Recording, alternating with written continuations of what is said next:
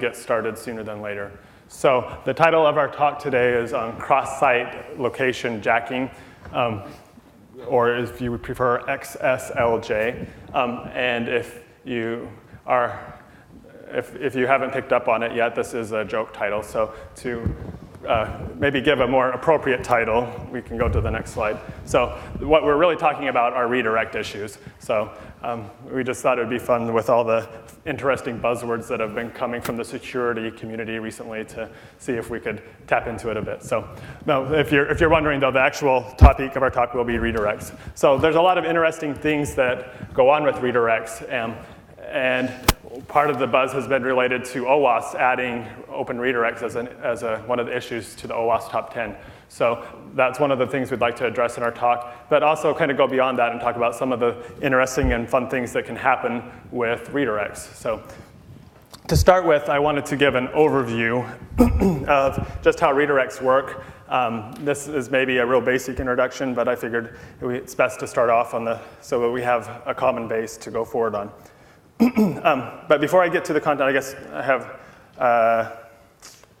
a couple slides just about us. So my partner friend here who I'm presenting with is Eduardo Vela, Nava. You may know him online as Sir Darkcat.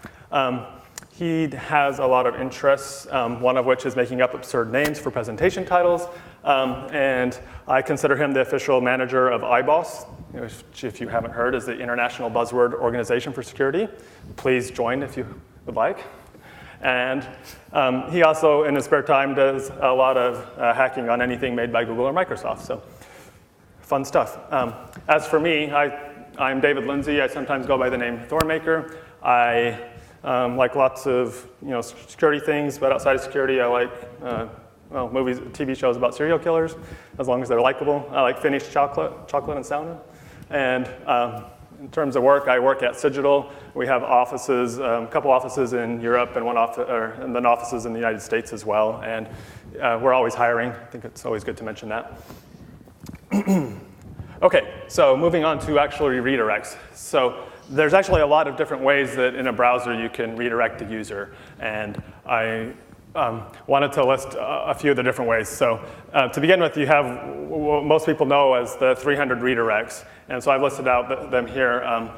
Some of them are more popular than others. 302 is pretty much the standard one to redirect a user to a different page. But there's several others that actually can work as well. So you can also use 300 status, 301, 302, 303, and 307. All of these have the end goal of that when the user clicks on a link, the response from the browser will include one of these and include a new destination for the user to arrive at. And that actual new destination arrives using the location header. So one of the headers in the response will say where the user can find the resource that they're looking for. So they request a particular resource. The response is, I don't have it, or one of the status messages saying it's not here, but here's where you can go look for it. That's the essence of what the redirect is. So it's nothing terribly complicated, but there are some simple restrictions. There's certain same origin policy issues at play, and various things to know about. So one of the interesting things here with location headers is that you can't redirect to JavaScript, URI schema, but with some of the other redirects that we'll talk about in a second, you can. So is that all the ways? Well, I already kind of gave this one away. No, there's lots of other ways to actually do redirects. So here's a few ways using the refresh header. So the syntax here is to specify some sort of time delay. In this case, the time delay is 0, meaning that you want the user to redirect instantly. And then you give a destination URL. So that's in effect is also doing a redirect, just like if you use one of the 300 status codes. And in this case, you can use it with a 200 status code in the browser, or there's actually quite a few other status codes that you can use this kind of a redirect with as well, 404 statuses, and we'll talk about later how you can easily enumerate which ones. Okay, so another way is kind of the same as the refresh, but doing it using a meta tag instead of the refresh tag. In terms of what the net result is, the end result is pretty much the same using a meta redirect. One interesting case to consider is what happens if there's multiple redirects. If you have a location header and also use something like this kind of a refresh redirect, which one wins out? Well, in all the test cases that I tried with a few of the browsers, the location header always wins out. So it's just pretty standard that that trumps the location header. If you're doing a 300 type redirect, that will always trump over what's actually in the HTML content, which makes sense.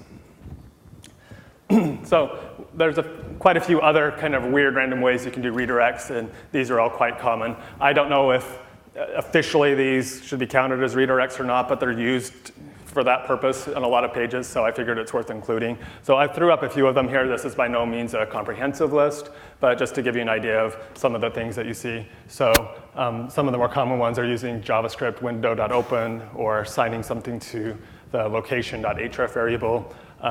There's a few other kind of interesting ways. You can assign just something to location.port, and that will actually redirect the user to a different port on the same domain. And a few other location.whatever objects have a similar effect.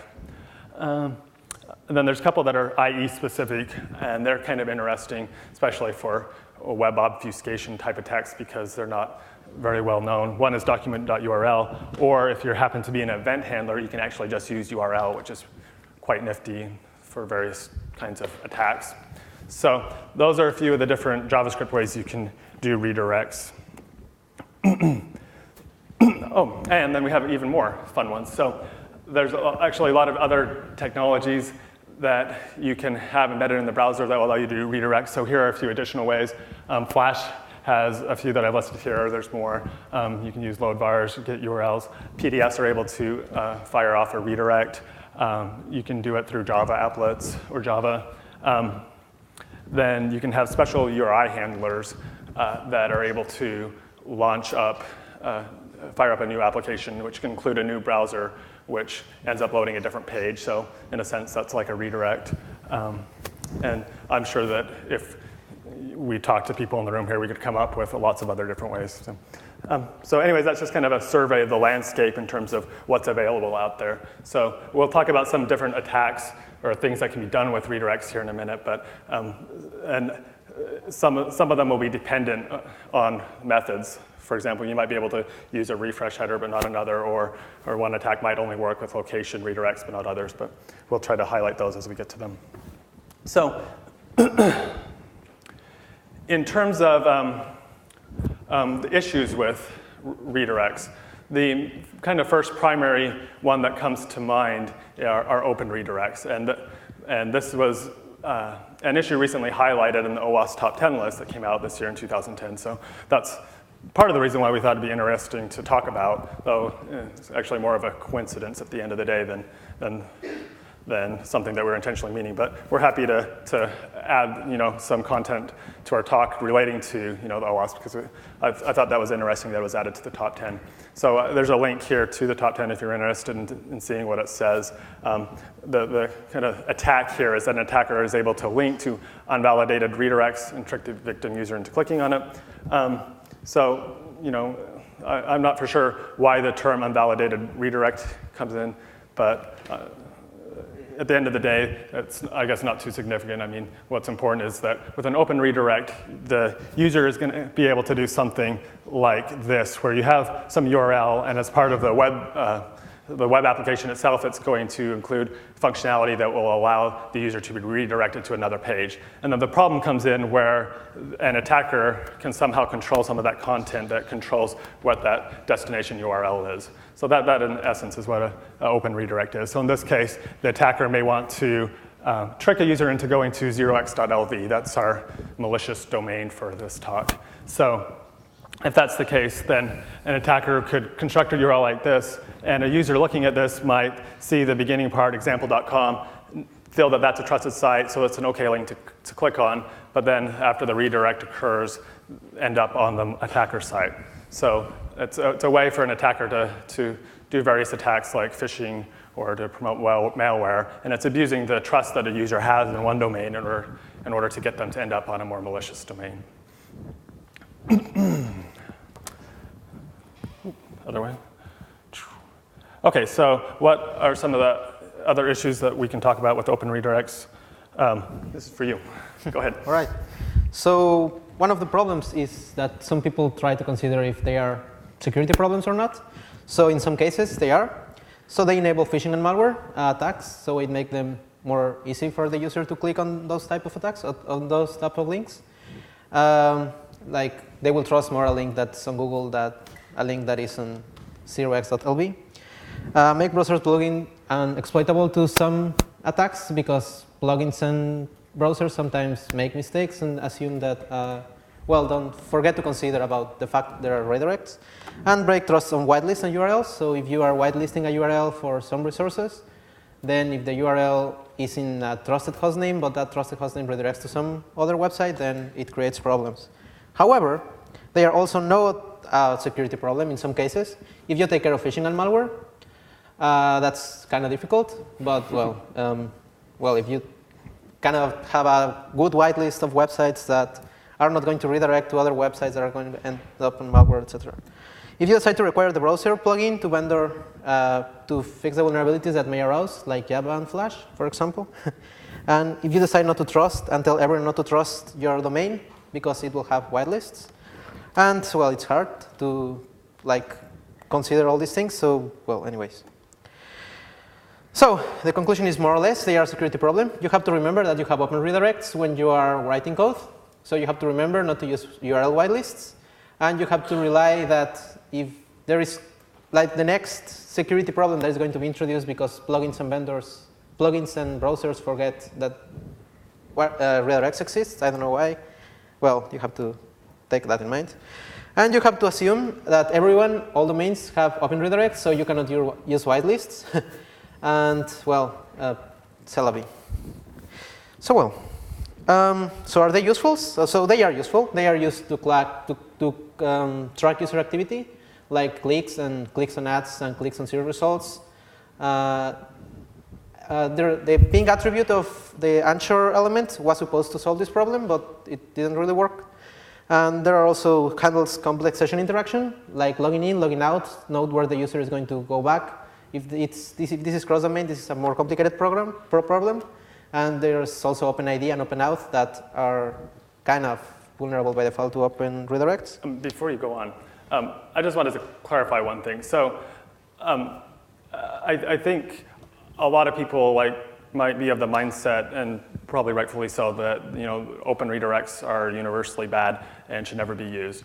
But if you look in the real world, there is actually many sites that do use them and justify them for various reasons. And so that's part of the reason why Eduardo felt and I felt it was important to kind of discuss, I guess, some of the rationalizations. Now, we had some of the rationalizations of why companies are doing this, knowing that they essentially are running open redirects. Now, we had a lot of discussion on how to word it on this slide, so this is kind of our compromise. But I just, if you're thinking, if you're a little bit shocked at the thought that, when would open redirects ever be acceptable or useful? Well, there are companies that do that and have legitimate reasons, and so this is just basically presenting what some of those reasons are. Whether you agree with it or not, I mean, this is what some companies are actually doing. So, sorry, go ahead.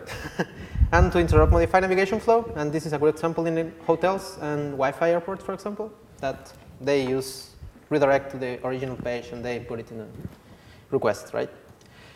So there are several solutions that are attempted, like signing and encrypting the URL to redirect. So this is easily to circumvent, like if you can make the website to sign your URL. So, well, like if the victim website is signing URLs for ads, then you can just create an ad, and then you have your redirect, like it's semi-automated. And check the URL and verify who it belongs to. But, well, that's a problem because you have to first realize that the website that you are redirecting to, even if it's some trusted one, may have a redirect. And if it doesn't have a redirect, then you may have problems with parsing the URL. And that's what I'm going to talk about right now. So URL parsing. URL parsing is quite difficult. This is something that was fixed some time ago and was found by a friend. And anyways, the problem was that we were whitelisting the host names that we were redirecting to. And anyway, so we have evil.com, and it will return an error. It will say to the user, hey, you are going out of Google. If you go to google.com, then it's OK, who cares? But if you go to HTTP with 3 slashes evil.com, then it will also be OK. The reason is because it's